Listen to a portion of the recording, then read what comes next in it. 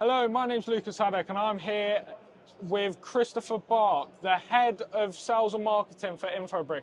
And Christopher's going to tell me a little bit about the system and how it would help young people. So Christopher, we have a big circle here showing everything you do at Infobric. Could we talk through a few of these things and how you think it would help young people in these processes who may not have experience in all of these different things? Yeah, sure. First and foremost, just to clarify, this is the Infobric equipment and assets part. We have two different parts here. We have the workforce and the equipment and assets part. So we have a similar wheel for the workforce part. And as you see, it's quite a complex environment we kind of try to paint here. Yeah. And navigate that in a manual way without the experience of 10, 20, or even 30 years of work life experience is, if not impossible, it's very, very hard. So what we try to do here with digitizing all of these workflows is helping, well, people like you, Lucas, coming into the industry and be able to do a fantastic job. Because you're a digital first person, I guess. I guess your expectations of the system is that it's cloud-based, you can use it from your phone or tablet and so forth. And this is kind of what we try to explain here. That sounds brilliant, Christopher. So I'm going to ask a few questions about the different things that it does help with. So how would this system help with maintenance? So for example, if you do this in a manual way, so not digitized and maybe not even cloud-based, you most likely have either a spreadsheet or a pen and paper solution at the depot or where you sit and work. And you try to follow all the different machines, the status of them.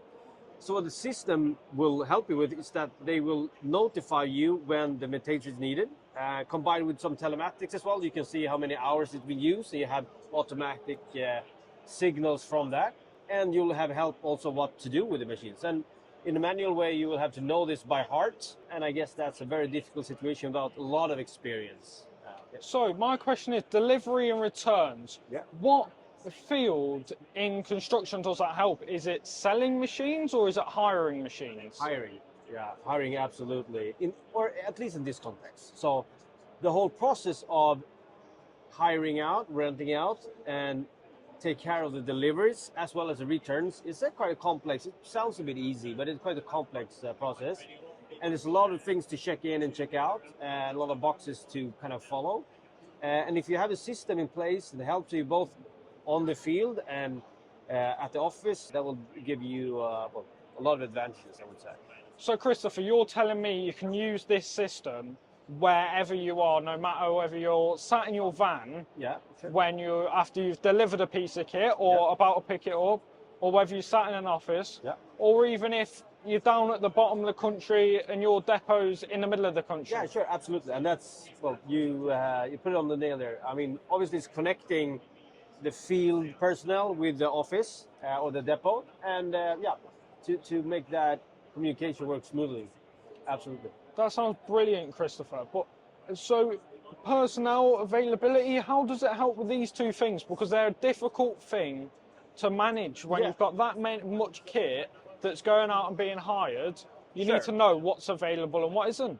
Yeah, absolutely. And the availability, if you talk to any rental or hire company out there, the availability of their items and machines and equipment, it's obviously on top of their strategic agenda because they want to service or provide a great service for the customers. And in order to do that, you'll need a quick overview and obviously transparency and reliability of that overview to be able to tell the person in the phone if you have the stuff available or not. So if you have that in a digitized way, you just, in a blink of a second, can tell, well, Lucas, yes, of course I have that. I'll deliver it tomorrow. Or if not, you find a solution and maybe cross-hire or whatever way you find it. Yeah, definitely. But what if the machine's not available because it's damaged or it's broken or something's happened to it when it's been recently hired? What would happen then using this system?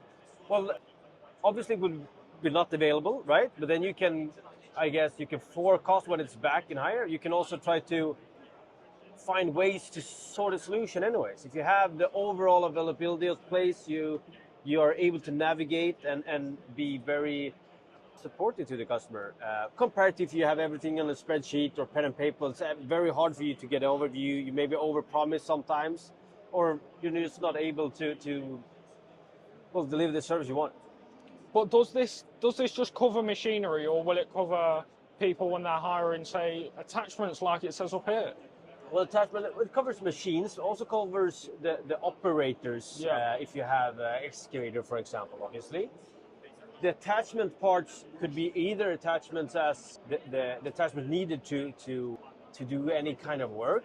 So you obviously have the main equipment, the main machine, you have tons of attachments, sometimes you maybe have options as well when you rent. And again, that landscape, if you use spreadsheet, pen and paper, or even an on-prem solution, that could be very hard. I mean, it's just you just need a very quick response time to your customers. You need a quick way to navigate through your inventory to be able to put a really good experience for customers.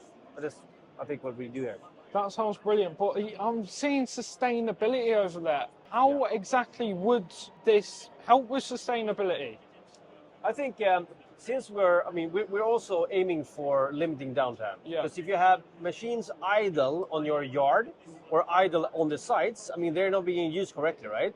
And if you extrapolate those numbers, in the end, we will end up with too much machinery in total because of we don't utilize them well enough. So we're actually, I mean, the higher, almost per default, the higher concept is kind of, circular, right? Because instead of you buying another one, actor is buying another one, we can kind of share them to me as a central point. Increase uptime, decrease downtime, obviously makes it less idle and makes the use more efficient.